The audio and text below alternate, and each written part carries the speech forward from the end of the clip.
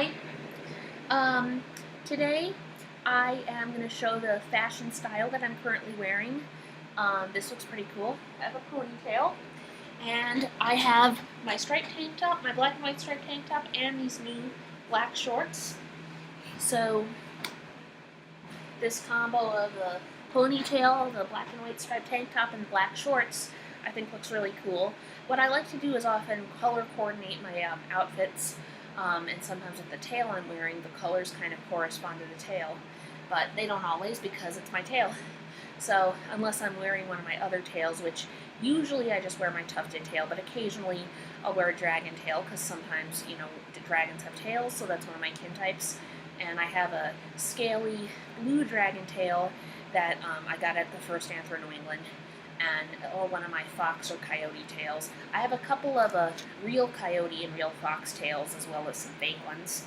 I don't have any fake coyote tails right now. That's something I will probably get in the future, but I do have a fake Arctic fox, Arctic wolf. I call it an Arctic wolf tail. So, what else? Here's a few cool fair trade things I have. This is I call him Bogo because he's like the water buffalo Bogo in Zootopia.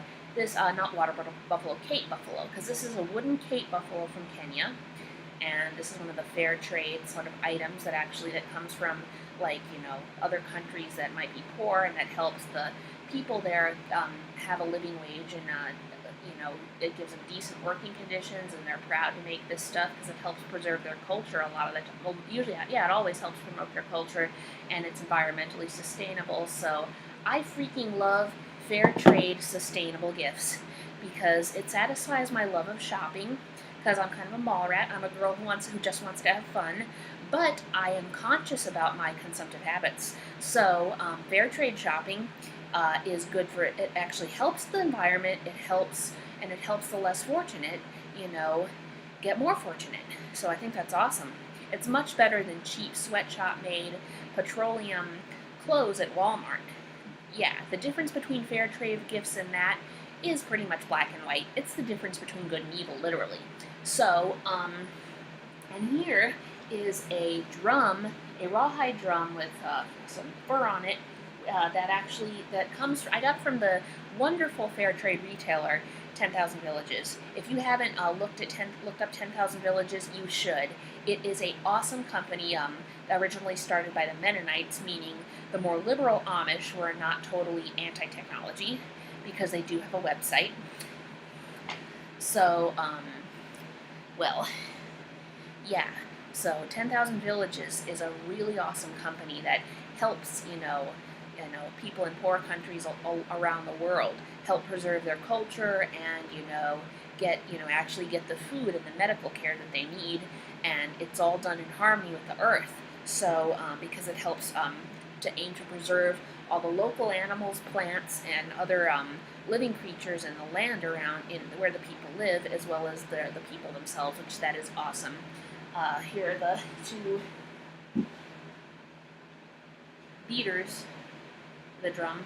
I'll need to play a little music for now. Well, here's a drum.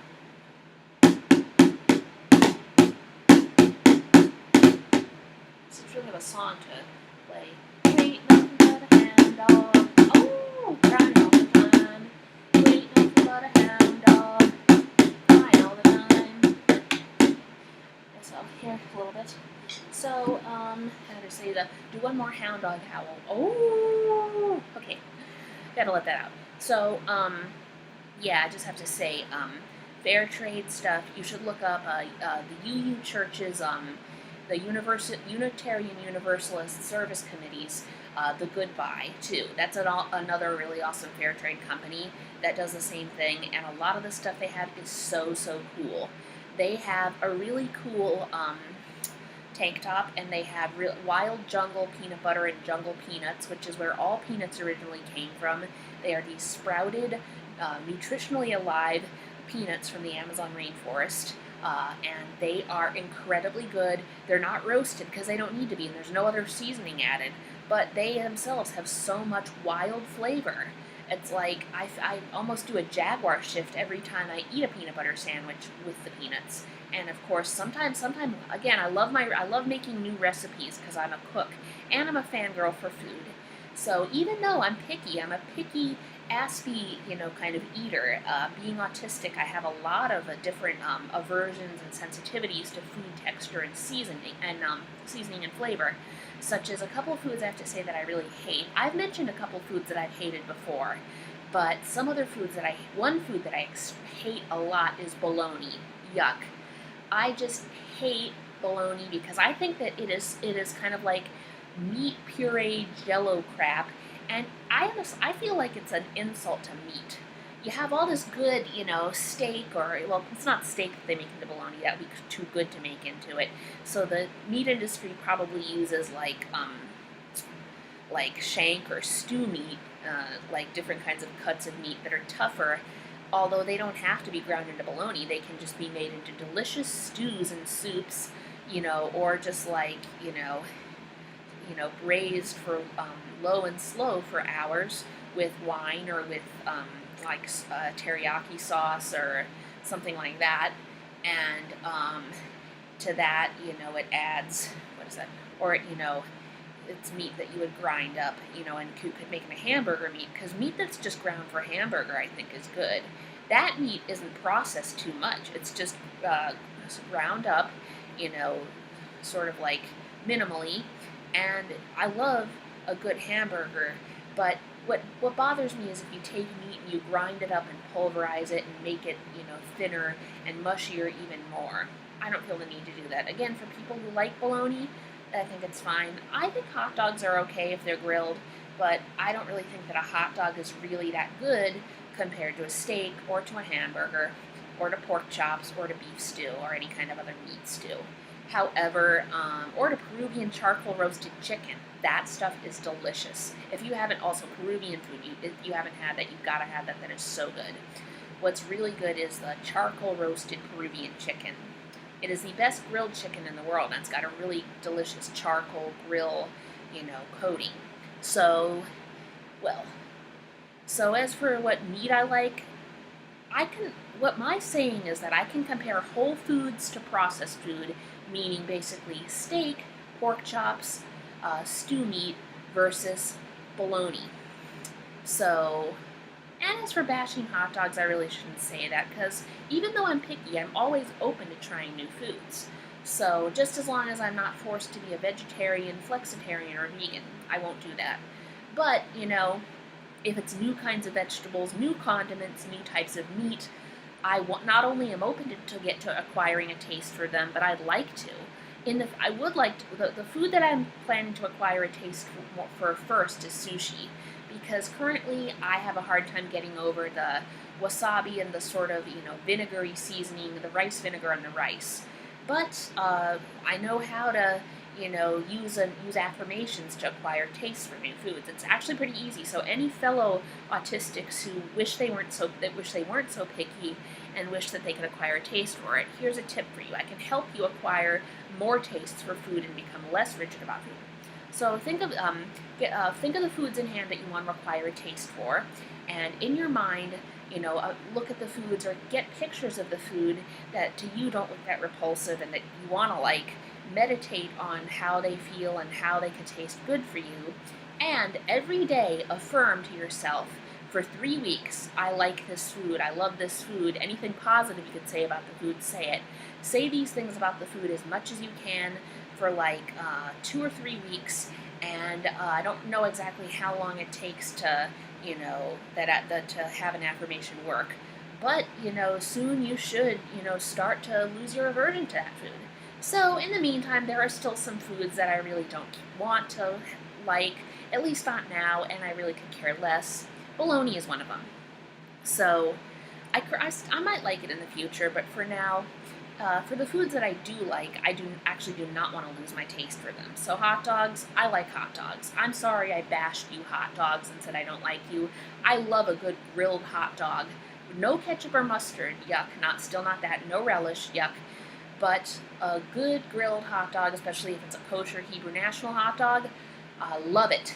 So, anyway, So, so here's this book. I'm a Narnia fan, and Lion, the Witch, and the Wardrobe.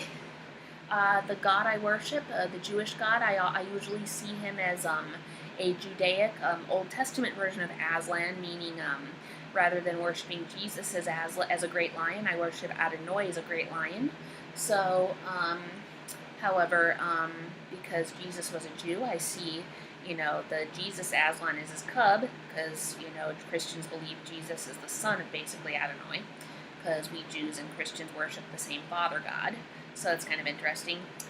I can say but the main difference between Judaism and Christianity is this cute little poem I've written, in which Jews believe in a great lion, creator of the universe. So do Christians. We believe in the same lion who created the universe, the same great, powerful lion. However, Christians believe he already had a cub who is the Messiah, and whereas we Jews believe that he hasn't had that cub yet, because we believe the Messiah is still coming, and that he hasn't come yet. So basically, Christians believe that the first cub he had is their Messiah. We Jews know that we think the first cub existed, but we believe that the Messiah for us will be his second cub, who hasn't been born yet. And as for his first cub, Jesus is one of us. He's Jewish, like we are, and he was a great, rabbi who the conservative Christianity doesn't want you to know that, but he was one of the most prominent supporter of deep pressure hugs in world history. So, given how the Jewish Jewish art of deep pressure hugging has been around since biblical times, and Jesus, given how he was a rabbi for peace and love and unconditional love for everybody, who healed a lot of people through the power of love, I can bet my tail that, I wouldn't bet my tail on anything, sorry, I wouldn't say that, but I can bet that that Jesus used Jewish deep pressure hugs to heal the people he healed, and he probably deep pressure hugged all of his 12 disciples too.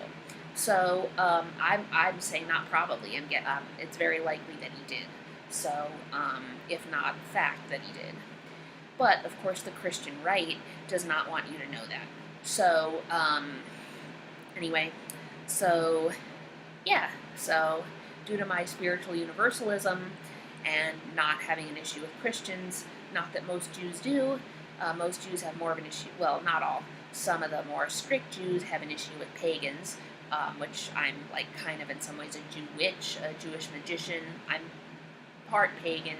Sometimes I feel almost like I'm a pagan in denial rather than a Jew, because, well, I'm a sun worshiper. I practice a blend of very liberal earth-based Judaism, so I hate all the rules and stuff, and I feel largely that it's the rigid religious laws that are mainly guilty for making, Orthodox Jews often, anti-environmental and, misogynistic and in some ways racist toward Goyim, and toward, intolerant towards polytheists and toward anybody who worships more than one god. So that's why, in addition, as a sun worshiper, like I've said before, I also include pagan sun worship, Kabbalah, elements of Freemasonry, and a lot of Western occultism, which is also largely based on pagan sun worship. And many Orthodox Jews will call it heresy, but it's pretty obvious that a lot of Judaism has been taken from the pagan Egyptian sun worship of Ra. So, even in Watership Down, which I've referred to as having sort of Jewish religious, ethnic, and cultural parallels, they refer to a prince, leader, or chief as a Ra in the Lapine Rabbit language, which that language strongly has a striking resemblance to Hebrew Yiddish. So, anyway, yeah, so you see elements of the cult of Ra in Judaism very strongly, and Watership Down shows that element in the rabbit language and in the rabbit religion, and, so, let's see. Yeah, so I'm also a Watership Down fan, and I don't know if anybody else who is an Earth-based Jew who has noted the sort of Jewish parallels in Watership Down has noticed that the rabbit language, the fictional language Lapine, it does bear some striking resemblance to Yiddish and Hebrew. So, anyway, one thing that's funny is I like the Hebrew and Yiddish word for silence, which is sheket. If somebody is annoying the fuck out of you, or the Yiddish word for fuck is shtuck, which I also find is, I like to say that word because it means the F word in Yiddish. So if somebody is really annoying you and you wish you wanted to say shut up, maybe instead of saying shut up, you could say sheket. And if they don't know Hebrew or Yiddish, they won't even know what you're talking about. So, let me see. So I just gotta say more. Going back to fair trade gifts, what I love fair trade gifts. And going back to the goodbye, got really off topic, but off topic with a lot of awesome topics. Awesome possum. I like the word possum. And the word gnawsome is referring to gnawing on the bone. But I do not want to get distracted from the topic again. So, the goodbye has that great peanut butter. It has a great tank top. It has some great stuffed animals. And it has great jewelry, great coffee, great, fruit jams and jellies. And it has got great chocolate and dried fruit, so all kinds of great stuff. It's also, sometimes doesn't always sell either of these, but it sells an oyster mushroom farm, 2 of which I've had and grown delicious oyster mushrooms on. Those are really good. I made shrimp scampi with them.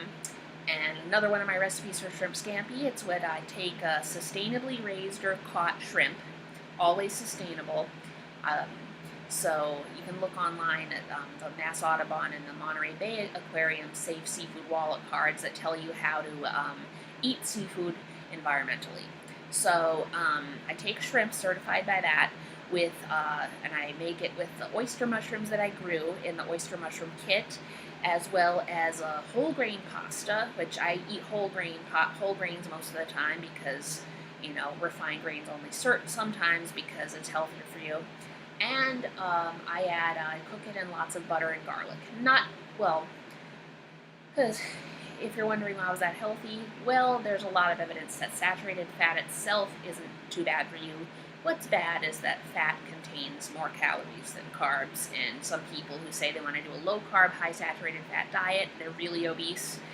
It's harder for them to lose weight they can lose weight on a low-carb diet, but if that low-carb diet is heavier in saturated fat than usual, it's really hard for somebody that's more overweight to take that off. As of now, because I have 60 pounds I still have to lose, and I'm trying to lose them, I still take it. I'm very light on the saturated fat because, it's pretty much when you're thinner and a normal weight, you can eat a pretty good portion of saturated fat in your diet as long as you keep burning it out by being physically active a lot. Even if you're physically active a lot like I am, if you have 60 pounds you need to lose, it's still better to, if you want to lose the weight, there's really no way through it but to go lighter on the saturated fat than usual. So I go lighter on it than I could once I've taken the weight off.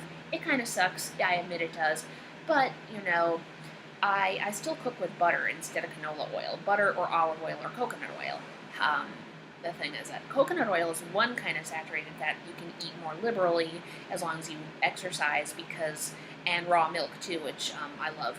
So raw dairy and coconut products, they're both kinds of saturated fat that you can, if you're really overweight and you need to take the weight off or overweight at all, as long as you're very active and you eat that as part of your diet, it's easily, exercise helps it burn off a lot.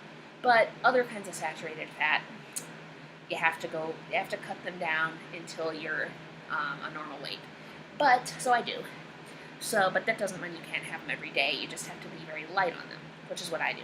So with shrimp scampi, I add the butter and the shrimp, garlic, and oyster mushrooms, like the ones I've grown. Preferably, I prefer to grow them myself, because there's that specialness to that you grew it yourself. So, going back to the goodbye, sorry I keep trailing off, but the subjects I trail on are cool. So, look up, I pretty much said enough about the goodbye. So look up the goodbye, look up 10,000 Villages, look up cultural survival, which is where I got this, I got BOGO here. So, see you guys later.